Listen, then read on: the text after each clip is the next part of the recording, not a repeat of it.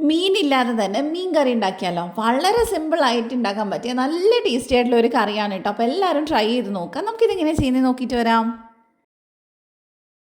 അപ്പോൾ നല്ല നാടൻ കറി ആയതുകൊണ്ട് നമ്മളിത് ചട്ടിയിലാണ് കേട്ടോ ചെയ്യുന്നത്. ഞാനിവിടെ ഏകദേശം 1 ടേബിൾ സ്പൂൺ വെളിച്ചെണ്ണ എടുത്തിട്ടുണ്ട്. അത് ചൂടാകുമ്പോൾ അതിലേക്ക് ഒരു 1/4 ടീസ്പൂൺ ഉലുവ ചേർത്ത് കൊടുക്കുക.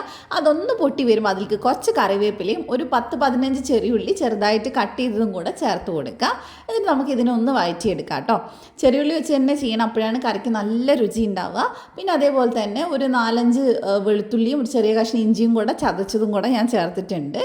എല്ലാം കൂടെ നന്നായിട്ട് മിക്സ് ചെയ്ത് എടുത്തിട്ടുണ്ട് കേട്ടോ. ഇനി ഇതിലേക്ക് കാശ്മീരി മുളക് പൊടി ഞാൻ ഏകദേശം 2 ടേബിൾ സ്പൂൺ ചേർക്കുന്നുണ്ട്. എരിവുള്ളതാണെങ്കിൽ നോക്കിയിട്ട് ചേർക്കാം കേട്ടോ. പിന്നെ ഒരു 1/4 ടീസ്പൂൺ മഞ്ഞൾപ്പൊടിയും കൂടെ ചേർത്തിട്ടുണ്ട്. ഇനി നമുക്കിത് എണ്ണയിലൊന്ന് വഴറ്റിയെടുക്കണം. ഒട്ടും തന്നെ മസാല കരിയരുത്, കരിഞ്ഞു കഴിഞ്ഞാൽ ടേസ്റ്റ് മാറിപ്പോവും. അപ്പോൾ ചെറുതായിട്ട് എണ്ണയൊക്കെ തെളിഞ്ഞ് തുടങ്ങുന്ന സമയത്ത് നമുക്ക് ഇതിനകത്തോട്ട് ഒരു പഴുത്ത തക്കാളി, ചെറിയ തക്കാളിയാണ് കേട്ടോ, ഒരുപാട് വലുപ്പമുള്ള തക്കാളിയാണെങ്കിൽ പകുതിയൊക്കെ മതി, അത് ചേർത്തിട്ട് നല്ലപോലെ മിക്സ് ചെയ്തെടുക്കുക. അപ്പോൾ തക്കാളി ഒന്ന് ഉടഞ്ഞ് കിട്ടാനായിട്ട്, അതുപോലെ മസാല കരിയാണ്ടിരിക്കാനായിട്ട് 2 ടേബിൾ സ്പൂൺ വെള്ളം ഞാൻ ഒഴിച്ചിട്ടുണ്ട്. എല്ലാം കൂടെ നന്നായിട്ട് മിക്സ് ചെയ്തിട്ട് നമുക്കിതിൽ കുറച്ച് ഉപ്പും കൂടെ ചേർത്ത് കൊടുക്കുക. എന്നിട്ട് ഒന്നും കൂടെ ഒന്ന് ഇളക്കിയെടുക്കാം കേട്ടോ. ഇനി നമുക്ക് ഈ തക്കാളി ഒന്ന് ഉടഞ്ഞ് വരണം, അതിന് വേണ്ടിയിട്ട് നമുക്ക് അടച്ച് വെച്ചിട്ട് ഇതിനെ ഒന്ന് വേവിച്ചെടുക്കാം. അപ്പോൾ ഏകദേശം 1-2 മിനിറ്റ് കൊണ്ട് തന്നെ തക്കാളി നന്നായിട്ട് ഇതുപോലെ ഉടഞ്ഞ് കിട്ടും. നന്നായിട്ടുണ്ട് തവി വെച്ചിട്ടൊന്ന് ഉടച്ച് കൊടുക്കുക. ഇനി ഇതിലേക്ക് നിങ്ങൾക്ക് എത്രയാണോ ചാറ് വേണ്ടത് അത്രയും വെള്ളം ഒഴിച്ച് കൊടുക്കുക. ഞാനൊരു എന്താ പറയുക വറ്റിച്ചിട്ടാണ് കേട്ടോ വെക്കുന്നത്, അതുകൊണ്ട് ഒരുപാട് വെള്ളം ഒഴിക്കുന്നില്ല. അതിനനുസരിച്ച് നോക്കിയിട്ട് ചേർത്ത് കൊടുത്താൽ മതി. ഇനി ഇതിലേക്ക് കുടംപുളി നമുക്ക് ചേർത്ത് കൊടുക്കാം. ഞാനിവിടെ ഒരു 3 ചെറിയ പീസ് കുടംപുളി ചേർക്കുന്നുണ്ട്.